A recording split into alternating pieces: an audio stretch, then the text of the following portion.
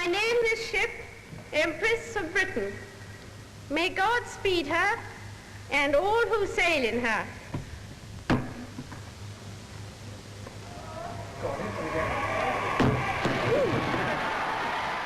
Empress of Britain is one of several ships that I'm looking at in my research project Ocean Modern. Ocean liners are powerfully symbolic in modern culture, and my research is looking at all the things that they came to stand for, whether it was modernity, glamour and prosperity, or on the other hand, peril, conflict and inequality.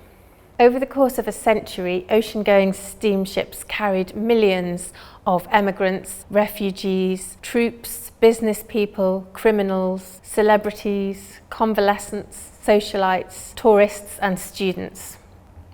Some of them travelled in style and others in extreme discomfort.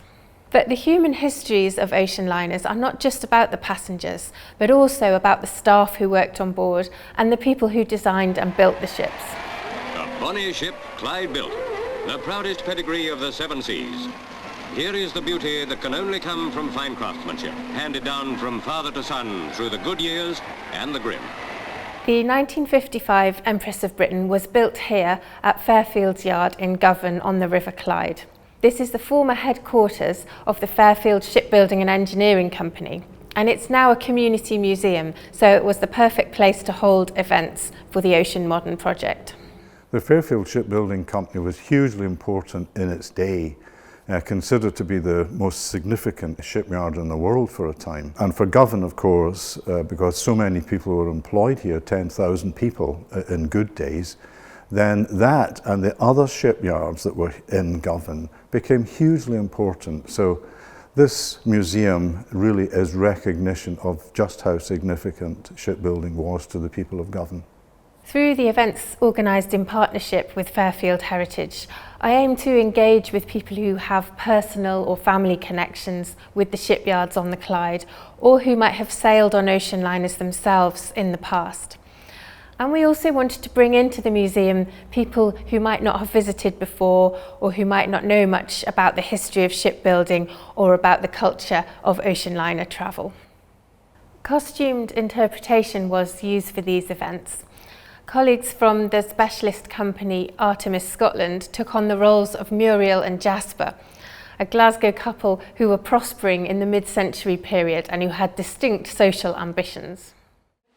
You do realise you have stepped back in time. Yes. But just let's get that straight. Before we go any further, you have arrived on the cusp of an exciting time here at Fairfield. Muriel and Jasper helped transport our visitors back to 1955 for the launch of the Empress of Britain, and also to 1956 when preparations were underway for the maiden voyage. In this way, we were able to explore with visitors the changing culture of ocean travel in the 1950s and 60s. For our event at Glasgow Doors Open Day in September 2023, we focused on the launch of the Empress of Britain at Fairfields in June 1955. This event was watched by hundreds of the yard's employees who had worked on the ship. At Govan, the Queen arrives to launch the Canadian Pacific liner Empress of Britain, the third to bear the name. The second Empress was the largest Allied ship lost by enemy action in World War II. This somewhat embarrassed young gentleman also has a famous name, Robert Bruce. He's the grandson of Lord Allain, chairman of the shipyard. 63 of the men who built this fine ship worked as lads on the first Empress 50 years ago at this same yard. Empress of Britain was the first liner that Canadian Pacific had built since the end of the Second World War, and she therefore incorporated all that was new and interesting for passengers in terms of the design of the ship, sun lounges and things like this. But she also had another unique feature, which was the first fully air-conditioned liner built in the UK. My father, who worked not directly in shipbuilding, but for a company who worked in the shipyards, and this was a company called Thermotank, which was a Govan-based company, and my father was a draftsman with Thermotank.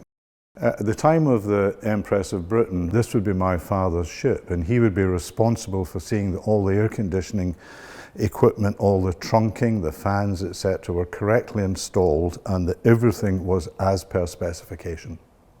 At Doors Open Day, we were happy to meet some former employees of Fairfield Shipbuilding and Engineering.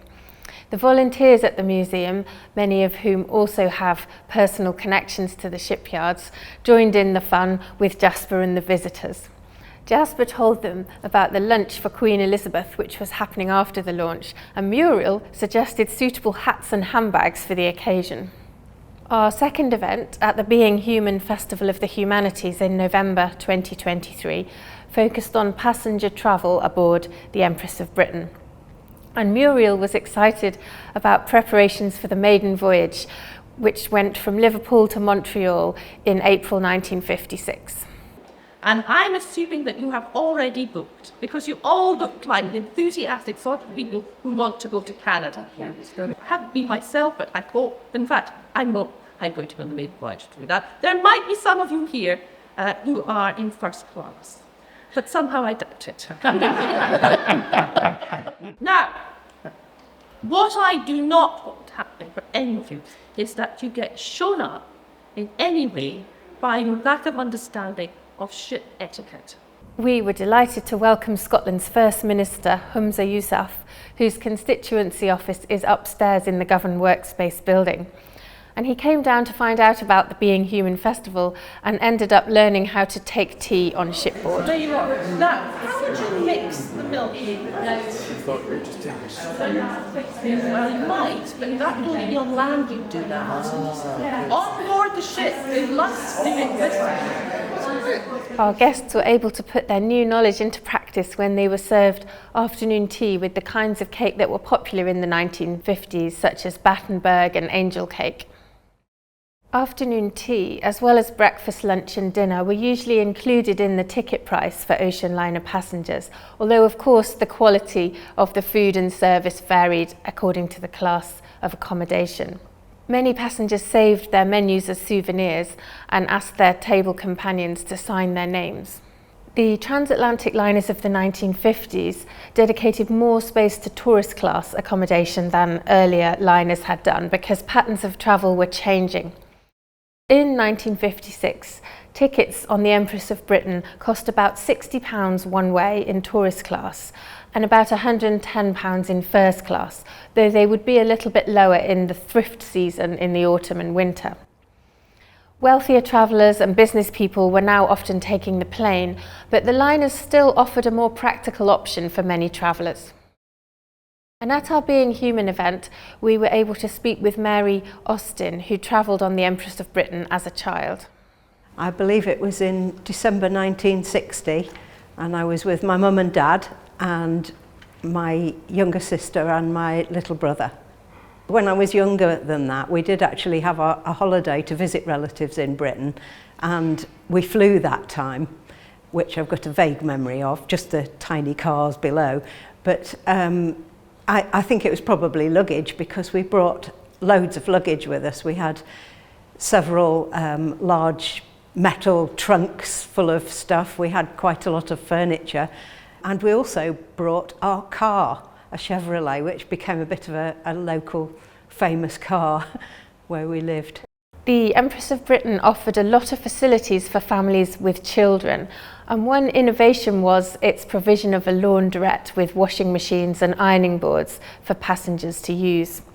And families were well looked after, as Mary remembers. The biggest thing that we all remember was a steward who used to come round each morning and ask us what we wanted for breakfast, and then he'd tell us it was kippers and custard. His little joke, and but we never forgot that line. Mary and her sister were able to find some photographs of the family on board the ship, which give us a sense of what the accommodation was like. This is a picture of us in our cabin. My mum's sitting on one of the bunks with my little brother, who I think was 1.5 at the time. I'm in the middle with the pinafore dress. You can just see my sister's elbows and knees and legs. So that was just us sitting in the cabin posing for the picture that my dad took. This is my little brother, aged 1.5, climbing up the ladder onto the top bunk, which worries me a little bit because we were on a wobbling ship and there's nobody holding him. I don't think we do that these days. although there is an arm sticking out at the bottom ready to ineffectively catch him. And my sister is down in the bottom corner. You can see that there's a mirror in the room because you've got the reflection there of my brother as well. Mary sailed in December from Quebec to Liverpool on what must have been the last sailing on this route in 1960. The St. Lawrence River froze over between December and March, so Canadian Pacific's routes were adapted on a seasonal basis. Even in April, their ships could get stuck in ice. As we discovered from a visitor to our event, Bob Wright, he showed us these pictures taken by his uncle aboard the Empress of Britain in 1961. These events, in partnership with Fairfield Heritage and Artemis Scotland, focused on a period within living memory, and this meant I was able to exchange knowledge with members of the governed community, with former shipyard workers, with people who had travelled on ocean liners, and also with historians and heritage specialists. My research project had previously focused more on the Edwardian and interwar periods, which are often seen as the golden age of ocean liner travel. And I've studied all the 3 ships which were named Empress of Britain. The stories surrounding the first ship, launched in 1905, are mainly about emigrants or about soldiers and nurses serving on board during World War I. The second ship, launched in 1930, carried royalty and wealthy cruise passengers, and it was the largest liner to be lost in World War II. Several novels have been set on the 1930 ship. Shifting my focus to the third Empress of Britain meant a real change of emphasis.